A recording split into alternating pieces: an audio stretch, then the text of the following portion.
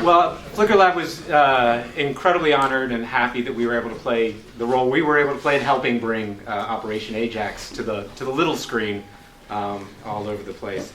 It's really core to our mission. I mean, what I wanted to do is talk about our mission real quickly in the context of ignorance and the price of ignorance, particularly the price of ignorance that's imposed.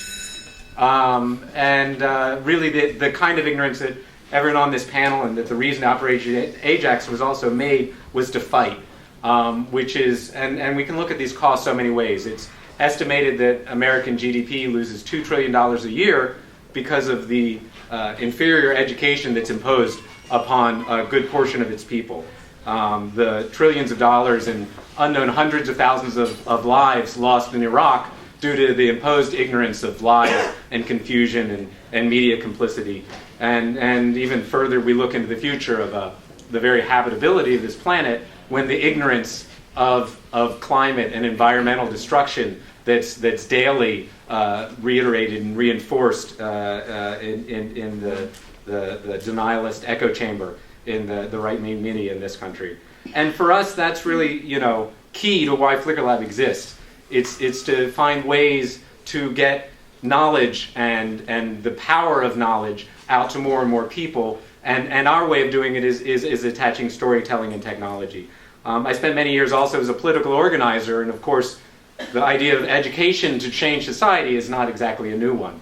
And although I was always focused on it, in some ways I've also been skeptical, because the institutions of education are part of the institutions that need to be changed. The schools are really a part of the state. But what's really exciting me now is the potential to start looking at translating the kind of education, a real education of the real history of what's going on, or at least multiple viewpoints to start of what's going on in history rather than the dominant one, of understanding a genuine literacy in science and language, to be able to know when you're being explicitly and obviously lied to or confused. These kinds of things, we have the potential now to really start scaling it. As we look at how the internet has begun changing political organization and linking people up with more than 2 million NGOs in the world now beginning to connect, or as we saw with the confluence of WikiLeaks and Twitter and other social media tools in Tunisia over this last week, I think we also see this kind of revolution possible in education, and a real deep sense of what it means to educate and to bring this. When we look at the history of education in modern days, it's really been an industrial model. It's like a factor. The bell rang, actually. That's probably for a class somewhere, right? The bell rings, you stand up. The bell rings, you sit down. And the population is taught the minimum amount to do the jobs that they need to do. In America today, it actually seems that the intention is to teach the far below the minimum amount people need to even to have a job. So the standards are going down even further. But when we look at, again, the not just the web, but we look at mobile technology, 3 billion cell phone subscribers in the world, there's a level of access to data and therefore to knowledge which makes an entirely different kind of realm of education possible. And that's really what we're focused on.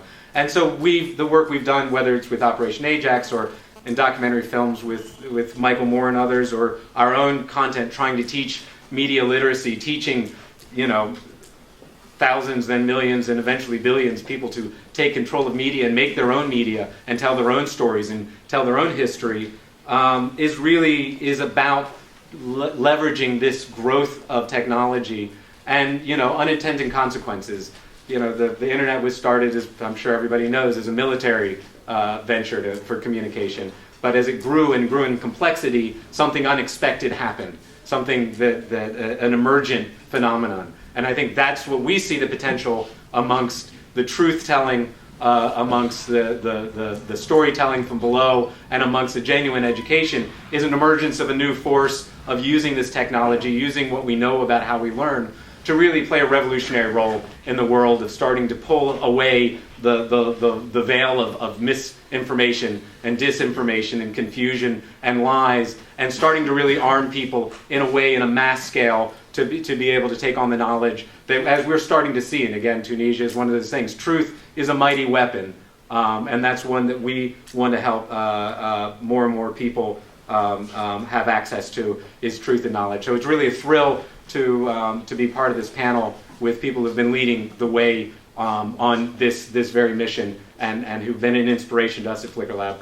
since we ever were. So thank you.